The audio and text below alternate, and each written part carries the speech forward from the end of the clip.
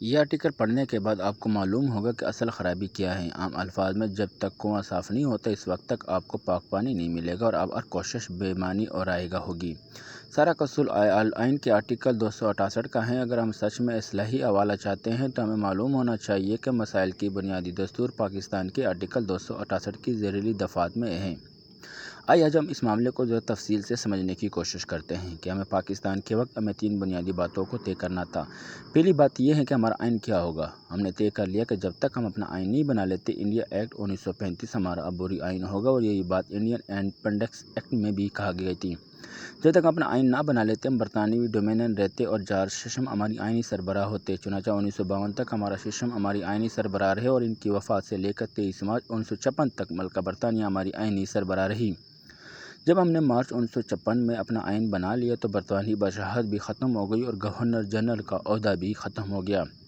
دوسرا سوال یہ تھا کہ قانون کون سا ہوگا۔ 14 اگست 1943 کو ایک PCO عبوری آئین حکم نامہ جاری کیا گیا اور یہ اصول طے کر دیا گیا کہ برطانوی دور کے تمام قوانین ہمارے قوانین ہوں گے، اور جب تک کسی قانون میں تبدیلی نہیں کی جاتی یہ قانون رہیں گے۔ آئین تو ہم نے بدل لیا لیکن قانون ہم نہیں بدل سکے۔ چنانچہ 1956 میں جب ہم نے پہلا آئین بنایا تو یہ اصول اس میں لکھ دیا گیا، برطانوی دور کے تمام قوانین ہمارے قوانین ہوں گے، اور یہی بات ہم نے 1962 کے آئین میں بھی لکھ دی۔ 1973 کا آئین آیا تو وہاں بھی آرٹیکل 268 کی ذیلی دفعہ ایک میں یہی اصول طے کر دیا گیا، البتہ اب کی بار الفاظ بدل گئے کہ تمام موجودہ قوانین ہی ہمارے قوانین کے طور پر رائج رہیں گے تاکہ بدل نہ دیا جائے۔ چنانچہ سارے قوانین 1857 کی جنگ آزادی کی ناکامی کے بعد یہ محکوم رعایا پر مسلط کیے گئے تھے، ہم نے اپنے قانون قرار دے کر رائج کر دیے۔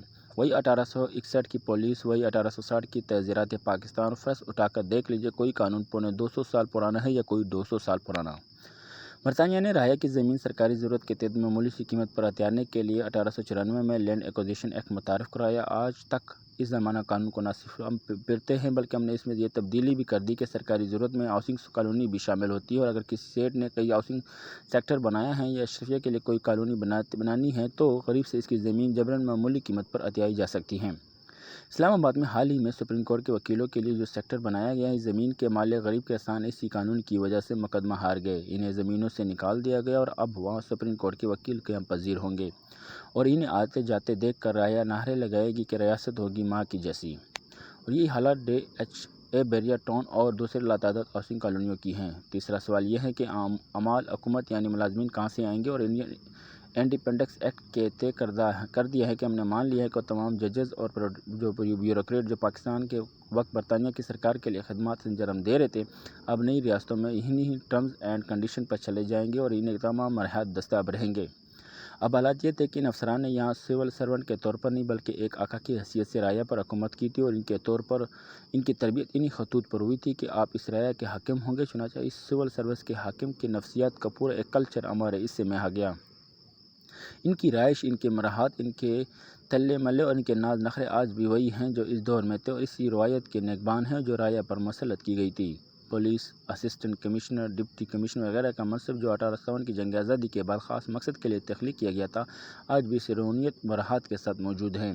وہی پولیس ہے جو وہی قوانین ہے اور وہی بے بس رعایا ہے، کبھی لگان کے ذریعے اس کی چمڑی ادھیڑی جاتی ہے تو کبھی ٹیکسوں اور مہنگائی کے ذریعے مطلوبہ مقصود وہی ہے اشرفیہ اور افسر شاہی مزے میں رہیں اور سارا بوجھ عوام پر منتقل کر دیا جائے۔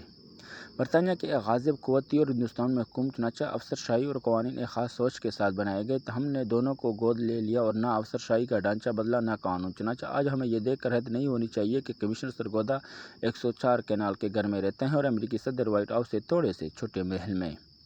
ان بیوروکریسی کا ایک خاص مزاج ہے اور یہ اپنے فرسودہ قوانین کے ساتھ بھی اب تک برطانیہ دور میں ہی رہ رہی ہے اور عوام کو رعایا سمجھتی ہے، اور اس کے اخراجات، اس کی تنخواہیں اور اس کا رویہ اور اس کی مراحات، اس کی بندر بانٹ سب کچھ وہی دور غلامی والا ہیں۔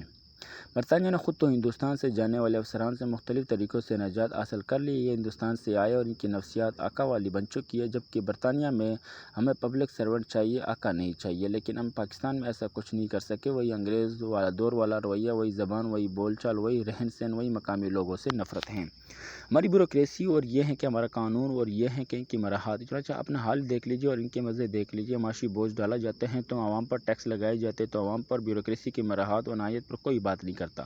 یہ وہی صدی پرانی دور غلامی کے قانون کے تحت ہمارے وائسرائے بنے پھرتے ہیں، اور ضرورت اب اس بات کی ہے کہ ہم جیسے نے ایکٹ آف انڈیا 1935 سے نجات حاصل کر کے اپنا آئین بنا لیا تھا، اور ایسے ہی اب ہمیں انڈین انڈیپینڈنس ایکٹ کی ذیلی شکل سے باہر نکل کر سوچتے ہوئے اپنے آئین کے آرٹیکل 268 کی ذیلی دفعہ 1 میں تبدیل کرنی چاہیے۔ ہمیں نئی بیوروکریسی، نئی اصول اور نئی قوانین کی ضرورت ہے، اور ہم اب راہ یعنی شیری ہیں۔